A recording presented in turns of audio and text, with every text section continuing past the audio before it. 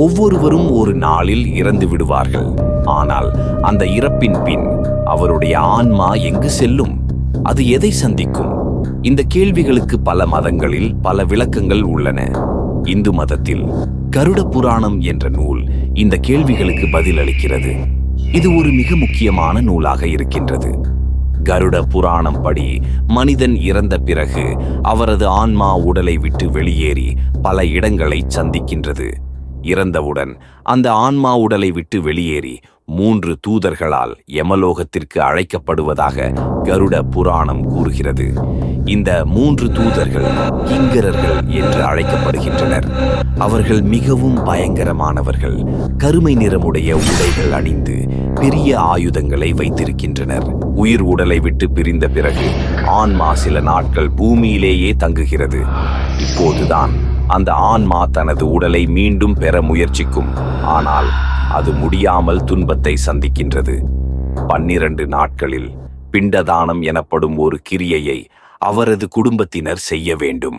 இதனால் அந்த ஆன்மா புதிய உருவத்தை பெறத் தொடங்குகிறது. பிண்டதானம் மூலம் அந்த ஆன்மா உருவத்தை பெறுகிறது. முதலில் அதன் தலை, கழுத்து, மார்பு போன்ற அமைப்புகள் உருவாகி 10ஆம் நாளில் முழு உருவம் கிடைக்கும். 11ஆவது நாளில் அந்த ஆன்மா தனது பழைய வாழ்க்கையை நினைத்து வருந்தும். 13ஆவது நாளில் அந்த ஆன்மா யமதர்மனின் தூதர்களால் யமலோகத்திற்கு செல்லப்படுகிறது. இந்த பயணத்தில் ஆன்மா பல இடங்களை கடக்க வேண்டும். மழையாக இரத்தம் பொழியவும் சீழ் போன்ற இடங்களையும் கடந்து செல்ல வேண்டும். மேலும் பல வனங்களில் பயங்கரமான உயிரினங்களால் ஆவிகள் துன்பத்தை அனுபவிக்கின்றன.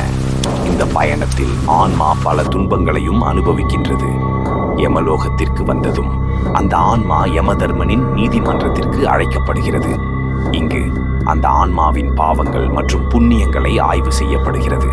நல்ல செயல்கள் செய்தவர்களுக்கு பரலோக வாழ்வு கிடைக்கும். தீமைகள் செய்தவர்களுக்கு நரக தண்டனைகள் வழங்கப்படும். நரக தண்டனைகள் கருட புராணத்தில் பல நரக தண்டனைகள் விவரிக்கப்படுகின்றன. ஒரு சில முக்கியமான நரகங்கள். கடுகு நரகம். இந்த நரகத்தில் மனிதர்கள் கூடிய சூடு கொண்ட கடுகுகளில் வைக்கப்படுவார்கள். தீ நரகம். தீயில் கருகும் தண்டனை. ஆன்மாவின் மறுபிறவி. ஆன்மா தண்டனைகளை முடித்த பிறகு மறுபிறவி எடுக்க அனுப்பப்படுகின்றது. இறந்தவின் குடும்பத்தினருக்கு செய்ய வேண்டிய முக்கிய கடமைகள் உள்ளன. அவர்களின் பிண்டதானம் மற்றும் தர்ப்பணம் போன்ற கிரியைகள் அந்த ஆன்மா நல்ல நிலைக்கு செல்ல உதவும். இந்த கிரியைகள் அந்த ஆன்மா பரலோகத்திற்கு செல்ல உதவுகின்றன. கருட புராணம் இறப்பிற்கு பின் ஆன்மாவின் பயணத்தை மிகவும் தெளிவாக விளக்குகிறது. இது மனிதனின் வாழ்வின் முக்கியத்துவத்தை உணர்த்துகிறது. நம்முடைய செயலை நல்ல முறையில் நடத்த வேண்டும்.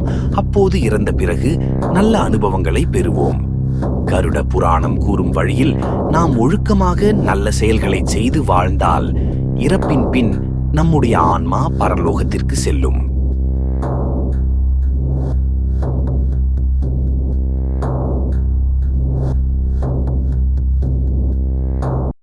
Can you please subscribe to my channel?